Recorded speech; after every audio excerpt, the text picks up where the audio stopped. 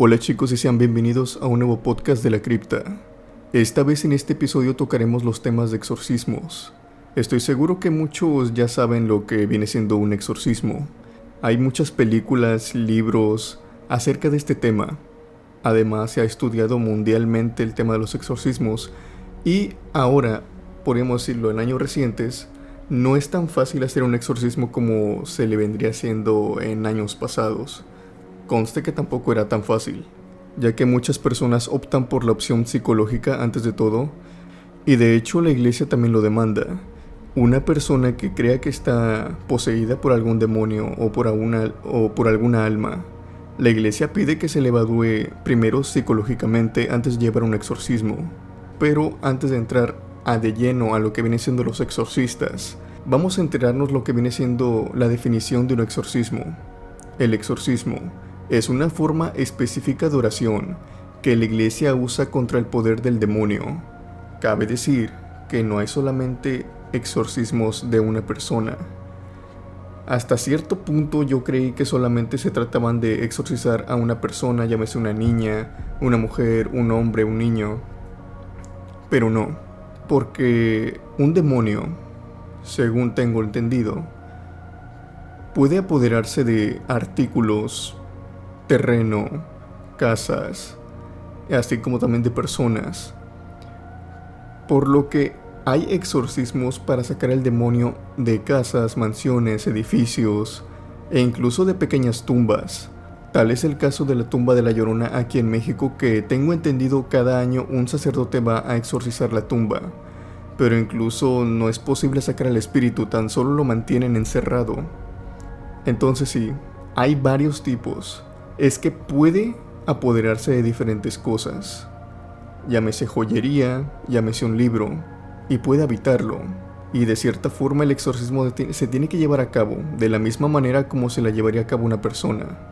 Ahora, vamos a ver por qué es que se necesitan los exorcismos. ¿Por qué la Iglesia Católica, en Fundamental ella, se ocupa de estos? Hay ocasiones en que una persona necesita protección contra el poder del demonio o contra su dominio espiritual.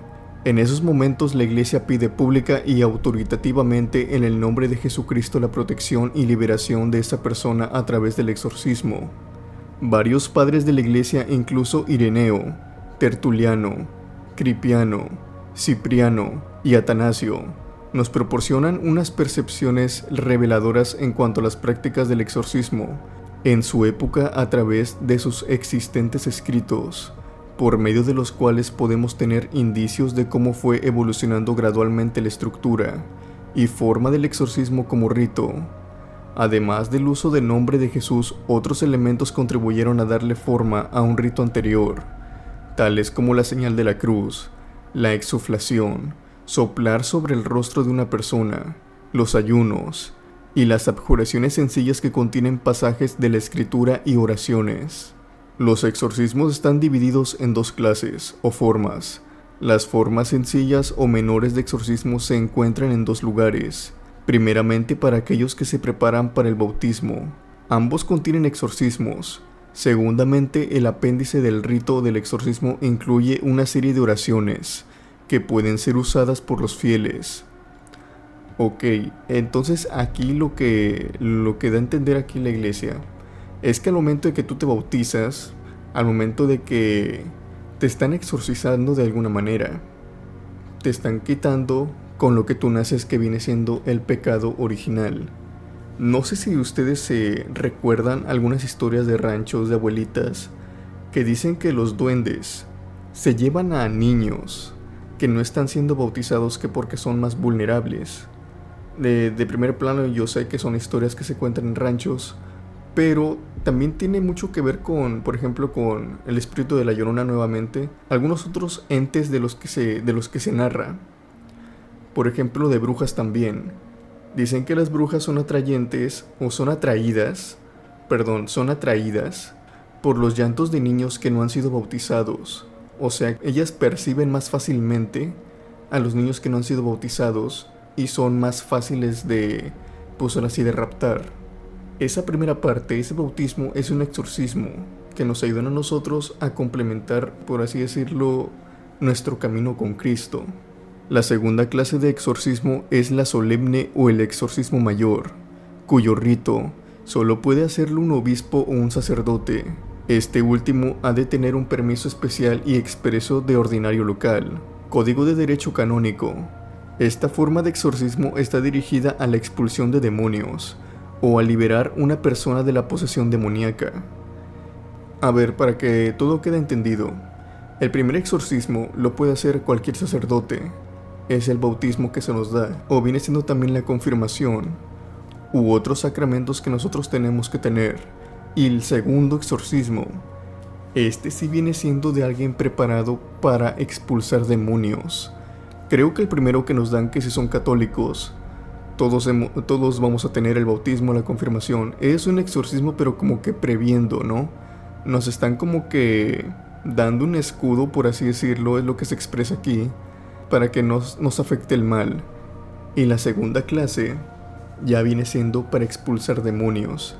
Y estos exorcismos vienen de la mano de sacerdotes que ya son adiestrados en esto, que ya tienen ahora sí el permiso para ser exorcistas. Ahora, aquí viene describiendo cuándo una persona puede recibir un exorcismo, ya que los ritos del exorcismo están categorizados como sacramentales, efectivamente como bendiciones. La práctica en cuanto a quién puede recibir un exorcismo mayor queda gobernada por el canon 1170 del Código de Derecho Canónico. Las siguientes personas pueden recibir estas bendiciones especializadas si fuese determinado que no son necesarias. 1. Los católicos. 2. Los catecumenos. 3. Los no católicos que lo soliciten. 4. Los creyentes no cristianos siempre y cuando tengan la disposición apropiada, o sea, que tengan el deseo sincero de ser liberados de la influencia demoníaca. En aquellos casos que se trate de una persona no católica, se debe llevar el asunto a la atención del obispo diocesano. Ok, estas son las personas que pueden recibir un exorcismo mayor. Llámese ahora sí cuando la persona sienta o esté segura que lo que le está afectando es un demonio, o que algo está realmente dentro de él. ¿Cuán a menudo se hace un exorcismo mayor? La frecuencia en que se haga esa clase de exorcismo lo determina una necesidad que sea creíble de recibir el rito. De ahí que establecer un protocolo diocesano sea tan importante. A través de los siglos, la Iglesia ha sido muy cautelosa en evaluar los presuntos casos de posesiones demoníacas. No se trata de negarles el acceso a los miembros de la comunidad de creyentes, cuya necesidad es genuina, mas la Iglesia se preocupa igualmente de que las personas no se vean atrapadas por una mentalidad sensacionalista. Esto es lo que decía más o menos al principio. Primero se tiene que optar por ir por el psiquiatra, por tratamientos médicos, y si la medicina y la psicología no da resultado, ya es cuando al último solicitan el permiso para que un sacerdote exorcista pueda ver a la persona, que pueda crear un tipo de atracción o distracción secundaria. Deben abordarse de una manera equilibrada y con un extremo cuidado a la persona afligida. ¿Cuál es la diferencia entre un exorcismo mayor y un exorcismo menor? Aunque ambas formas de exorcismo están dirigidas contra el poder del demonio, el rito del exorcismo mayor se emplea solamente cuando existe un caso genuino de posesión demoníaca, a saber, cuando se ha determinado la presencia del demonio en el cuerpo de la persona poseída y que el demonio es capaz de ejercer dominio sobre ese cuerpo. Los exorcismos menores son oraciones que se usan para acabar con la influencia del mal y del pecado en la vida de una persona, ya sea un catecumeno que se prepare para el bautismo o un miembro de la comunidad de creyentes que lucha por vencer la influencia del mal y del pecado en su vida. Ok, aquí lo vuelven a recalcar. Un exorcismo mayor es el que comúnmente hacemos muchos cuando estamos a punto del bautismo, de la confirmación, o también puede ser un rezo que tú hagas por las noches. Eso también se categoriza como un exorcismo, ya que aquí brindan o pides a Dios que te libre de todo el mal, que libres a tu, ahora sí que va dependiendo de tus rezos, a ti y a tu familia, que no les pase nada, son las plegarias. Eso se cataloga como un exorcismo, ya que estás atrayendo a tu vida a Cristo y estás rechazando a los demonios. Mientras que el exorcismo mayor se lleva a cabo cuando el demonio está dentro de tu cuerpo y ejerce dominio sobre este, que creo que es el que popularmente vemos en todas las películas. Ahora, un sacerdote puede ser nombrado por el obispo diocesano para el oficio de exorcista, bien de manera estable o para una ocasión en particular. En ambos casos, el exorcista debe trabajar estrechamente con el obispo y bajo su dirección. ¿Cuáles son los criterios que se usan para decidir a qué sacerdotes les da esta responsabilidad? Tal como lo especifica el canon 1172, S2 del Código de Derecho Canónico, el sacerdote que ha sido designado por el ministerio de exorcista debe ser piadoso, conocedor y prudente, y llevar una vida íntegra. La introducción de los exorcismos y las suplicaciones relacionadas ordena además que el sacerdote ha sido preparado específicamente para este oficio. ¿Cómo se capacitan y preparan los exorcistas para este ministerio? Clásicamente, el exorcista se ha capacitado para este ministerio especializado mediante un aprendizaje modelo, o sea, bajo la dirección de un exorcista experimentado. Bueno, creo que en este punto ya estamos muy relacionados con el clásico que un padre va a hacer un exorcismo y es un obispo joven y un obispo pues viejo, ¿no? Ya experimentado. Eso es verdad por lo que veo, o sea, piden que siempre un joven, el que apenas está entrando, esté con alguien de muchos años de experiencia y pase gradualmente exorcismos con él. Adicionalmente, en años recientes se han establecido varios programas para fomentar la capacitación de exorcistas. Es esencial una base teológica y espiritual para ser un ministro de exorcismo, teniendo en cuenta las cualidades ya mencionadas en la pregunta anterior. El candidato ha de mantener también una estrategia equilibrada hacia este ministerio en particular, poseer una espiritualidad cimentada en la vida sacramental de la Iglesia y ser capaz de refrenar su curiosidad en todo momento. La guía de un director espiritual habilidoso es algo crítico para la vida de un exorcista. Como parte del proceso evaluativo, el cual puede establecerse en el protocolo diocesano, el miembro afligido de la comunidad debe estar dispuesto a someterse a una evaluación médica y psicológica psiquiátrica.